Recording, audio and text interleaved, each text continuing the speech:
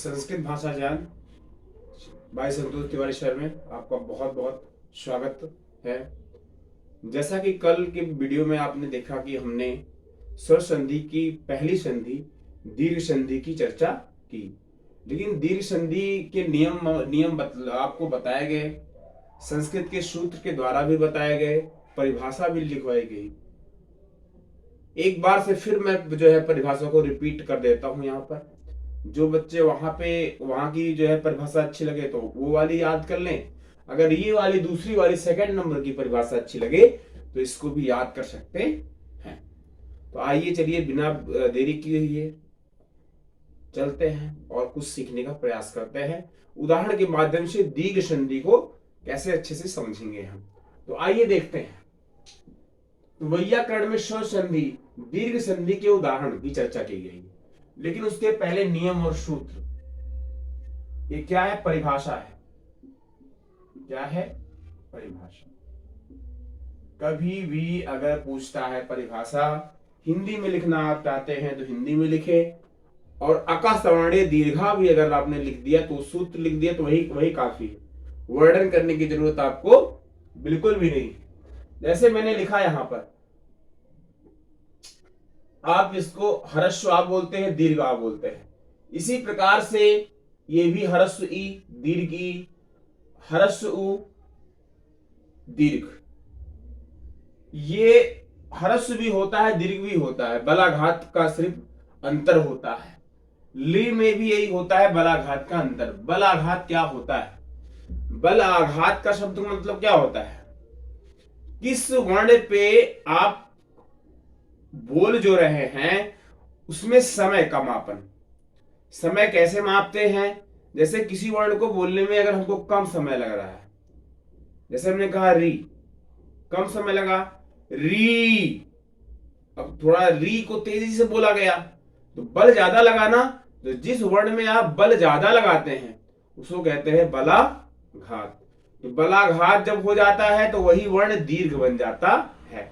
इसलिए री और ली दोनों ह्रस्व भी है और दीर्घ भी। क्लियर हो गया होगा आप?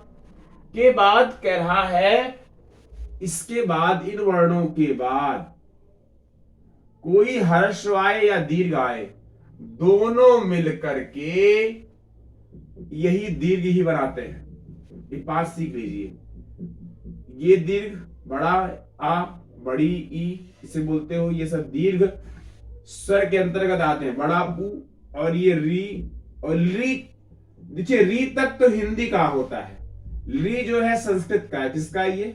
इधर नोट कर लेंगे। इसका प्रयोग मूलतः संस्कृत में किया जाता है, इसका प्रयोग। बाकी इन चारों दीर्घों का प्रयोग हिंदी में होता है, इन चारों का प्रयोग। लेकिन हम हिंदी संस्कृत दोनों को कंबाइन करते हुए चल रहे हैं। जहां जहां पे अंतर होगा, थोड़ा बहुत डिफरेंस, मैं आपको जो है बतलाता ही जाऊंगा, उसमें आपको प्रॉब्लम बिल्कुल भी नहीं होगी। तो आइए देखते हैं। पहला उदाहरण देते हैं, शिवालय। शिवालय अर्थात भगवान शिव का घर। जहां पे भगवान शिव रहते हैं तो कहां पे रहते हैं? कैलाश पे रहते हैं, वही उनका घर है। लेकिन आप देखते हो गांव में जगह जगह स्थापना करते हैं, मूर्ति का स्थापना करते और भगवान की पूजा करते हैं, शिव की। और शिव को हमारे आराध्य हैं। मैं भी शिव जी का बहुत बड़ा भक्त हूं। तो बहुत ही अच्छा उदाहरण है ये शिवालय। तो शिवालय दो शब्दों से मिलके बना है। कैसे हम जानेंगे कि यह दीर्घ ही संधि है? हम मात्रा से पहचान जाएंगे। इसमें बड़ा आ है कहीं पर, ये रहा। बड़े आ की मात्रा कहां है? अब बड़े आ की मात्रा आपको इस उदाहरण के अंदर देखनी है। बड़े आ की मात्रा कहां पे लगी है? ये वा के बाद बड़े आ की मात्रा लगी है। मतलब जहां पे ये मात्रा लगी होगी वहीं पर हम विच्छेद कर सकते हैं, दूसरी जगह पर विच्छेद नहीं कर सकते हैं। तो विच्छेद कर दीजिए। अभी तो ये जुड़ा हुआ शब्द है। जब जुड़ा हुआ शब्द को क्या बोलते हैं? संहिता बोलते हैं। मैंने बतलाया क्या बोलते हैं? संहिता। लेकिन जब उसको अलग अलग कर देते हैं तो क्या हो जाता है? अभी ये क्या है? अभी ये संहिता है, क्योंकि यह जुड़ा हुआ है, संहिता है। लेकिन अब तोड़ना तो मैं तोड़ने जा रहा हूं, जैसे ही तोड़ूंगा तो संधि विच्छेद कहलाएगा। कैसे कैसे टूटेगा? शिव, शिव हो गया, जहां पे मात्रा होगी इनकी कहीं पर वहीं पर टूटेगा ये। तो शिव प्लस धन जिसे बोलते हो, आलय, क्योंकि बड़े आ की मात्रा है आलय।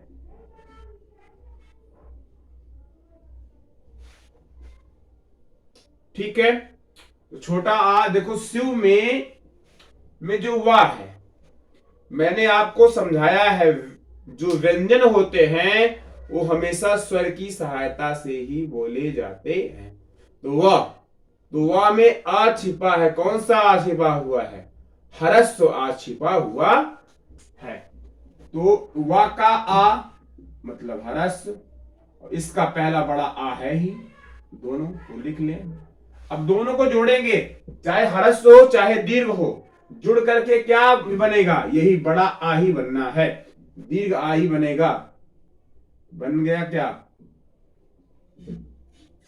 और दूसरी शर्त क्या थी कि समान होने चाहिए। हरस्व है दीर्घ है चलेगा, लेकिन समान होने चाहिए। तो देखो ये दोनों समान है कि नहीं समान है? अंतर बस इतना है, एक छोटा भाई है, एक बड़ा भाई है। छोटा भाई बड़ा भाई एक ही माँ बाप के पुत्र जो है कहलाएंगे। इसी प्रकार से छोटा आ जिसे हरस्व आ कहते हो, बड़ा आ जैसे दीर्घ आ, मिल करके क्या क्या बनाएंगे? दीर्घ। ये बड़ा आ किस में आता है? दीर्घ स्वर में आता है, दीर्घ स्वर में आता है ना। अब समझ में आ गया। अब इन दोनों को जब जोड़ा गया तो शब्द शब्द क्या मिला हमको? शिवालय। शिवालय शिवालय शब्द का विच्छेद हो गया। और विच्छेद जब हो गया, ये शिवालय भी बनेगा, शिवालय बन गया। अब इसको क्या कहेंगे? इसको आप कहेंगे शिव धन आलय, जो लिखा है इसको संधि विच्छेद कहते हैं। क्या बोलते हैं? संधि, संधि का विच्छेद। विच्छेद का मतलब ही क्या होता है? अलग अलग कर देना। तो संधि विच्छेद हो गया। अब एक आपको मैंने दिया, बता किसको करते हैं संधिता, किसको करते हैं विच्छेद। तो अब बार बार आपको उदाहरण में बताने की जरूरत नहीं पड़ेगी। अब दूसरा देखते हैं, गिरीश। गिर माने पर्वत, ईश माने भगवान, पहाड़ों का राजा। पहाड़ों के राजा को क्या बोलते हैं? गिरीश ना। जैसे हिमालय सबसे ऊंचा है पर्वत, तो समझो कि वही है, ईश वही कहलाएगा। अब देखिए, देखो अब इसको भी अलग अलग करते हैं। इसको भी अलग करने के लिए हमको देखना पड़ेगा कि इसमें में से दीर्घ कहां है। तो बड़ी ई की मात्रा कहां है? रा पे बड़ी ई की मात्रा लगी है, मतलब यहीं से इसका विच्छेद हो सकता है और किसी और जगह से नहीं हो सकता है। चलिए हम करके देखते हैं फिर। गिर बन गया, और जैसे ही गिर लिखा हमने, अब देखिए गिर अगर लिखेंगे, अब इसमें बड़ी ई की मात्रा है, तो बड़ी की मात्रा कहने के लिए गिरी हो सकता है। गिरी ऐसे लिखेंगे, गिर लिखा था मैंने, गिरी प्लस ईस, यही तो होगा, यही होना भी चाहिए। तो गिरी का छोटी ई, क्योंकि राम में छोटी की मात्रा लगी तो छोटी ई लगाएंगे, इसमें बड़ी ई लगाएंगे। जोड़ेंगे क्या? जोड़ने पे क्या मिलेगा हमको? बड़ी ई ही मिलेगा, क्योंकि दीर्घ ही मिलना है हमको, दीर्घ स्वर ही मिलेंगे। ये भी दीर्घ है, दोनों को जोड़ा गया तो क्या क्या बन गया? गिरीश। दोनों को जोड़ा गया तो क्या बन गया? गिरीश। और गिरीश शब्द ही क्या हो गया? संहिता है, और इसके अलग अलग करने को हम बता दिया, संधि विच्छेद कहते हैं। तो बड़ी ई हो गया, जिसे हम दीर्घ दीर्घ स्वर के नाम से जानते। अब देखिए इसमें भानुदय, भानु माने जानते हो सूरज, और उदय अर्थात सूर्य का निकलना। भानुदय का अर्थ ही हुआ सूरज का निकलना। अब इसमें हम देखते हैं कौन कौन से छिपे हुए हैं। भानु में छोटे ऊ की मात्रा है और इसमें भी उदय में भी छोटी मात्रा है। छोटा ऊ मिलेगा जिसे आप इसको बोलते हैं हर्ष ऊ। हर्ष ऊ मिला तो क्या बना? दीर्घ ऊ। दीर्घ ऊ बनेगा। दीर्घ ऊ का मतलब क्या हो गया? बड़े ऊ की मात्रा। जैसे ई का मतलब क्या हो गया? बड़ी ई की मात्रा। बड़े आ का मतलब क्या हो गया? वही ये मात्रा। समझ में आया? तो मात्रा ही जुड़ती है तो जोड़ लेते हैं हम। जैसे ही जोड़ेंगे तो क्या क्या शब्द आ जाएगा? वही शब्द आ जाएगा, भानुदय। भानुदय आ गया। क्लियर हो रहा है? क्लियर नहीं होगा तो आप बता देना सर समझ में नहीं आ रहा। संधि थोड़ा सा कठिन है लेकिन इसके बाद समझ गए तो कभी भूलना भी नहीं है। पितृऋण, पितृण, इसको करते हैं विच्छेद इसका। पितृ ऋण, पितृ माने पिता, ऋण माने कर्ज।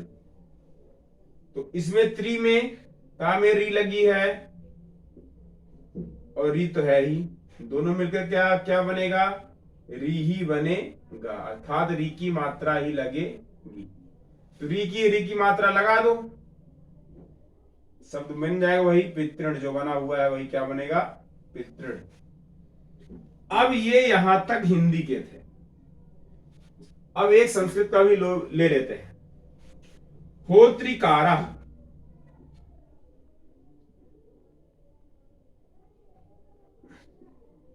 होत्री, त्री में री लगी हुई है ना, ती में री लगी हुई है और प्लस रिकार, इसमें भी री और री। अब बात ये है, ये री की मात्रा जो है, ध्यान देना, होत्रिकारा। कभी कभी क्या होता है, एक वार्तिक, उस वार्तिक के सूत्र से दोनों का द्वित्व हो जाता है। इसको री की भी मात्रा मानते हैं, इसको या री की भी मात्रा मानते हैं। अब जब दोनों जुड़ते हैं तो क्या होता है?